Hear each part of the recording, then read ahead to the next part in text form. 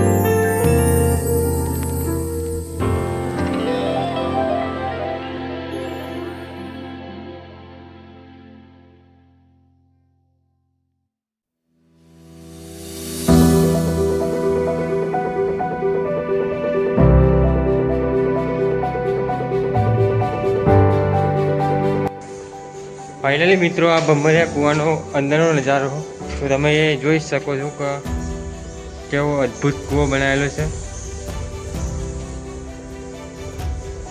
અત્યારે પણ અંદર પાણી છે જુઓ તમે.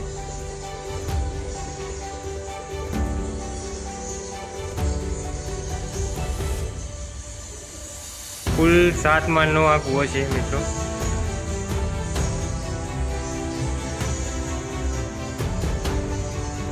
તમે પણ આ કૂવાની અચૂકથી મુલાકાત લેજો.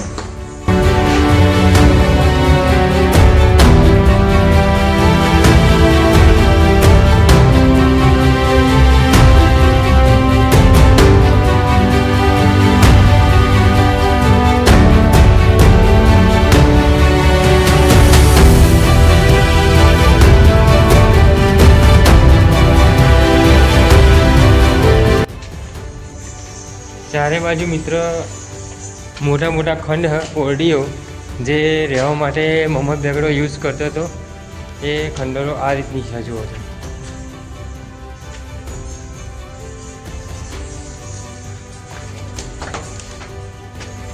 આ રીતના રૂમ છે મિત્રો જુઓ.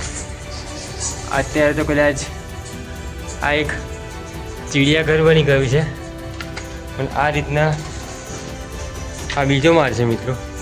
તો જોઈ લો તમે રહેવા માટે.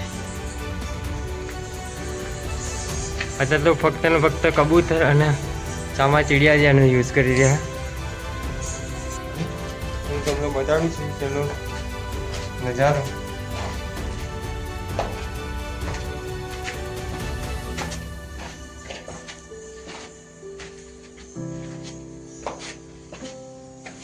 મિત્રો આ ભમરિયા કૂવાનો સૌથી અંતિમ માળ છે તો તમે જોઈ શકો છો કે કેટલું અત્યારે તો આવું જ છે મિત્રો. વાતાવરણ કદાચ આની સાફ સફાઈ પ્રોપર થઈ નહીં એટલે પણ તમે જોઈ શકો છો કે કેવું છે જોઈ લો તમે.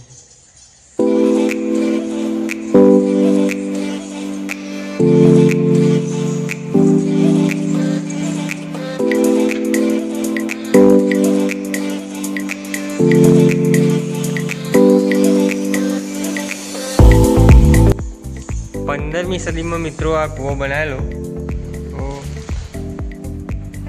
તમે જોઈ શકો છો કે કેવું છે આ કૂવાની કરામત. તમે જુઓ.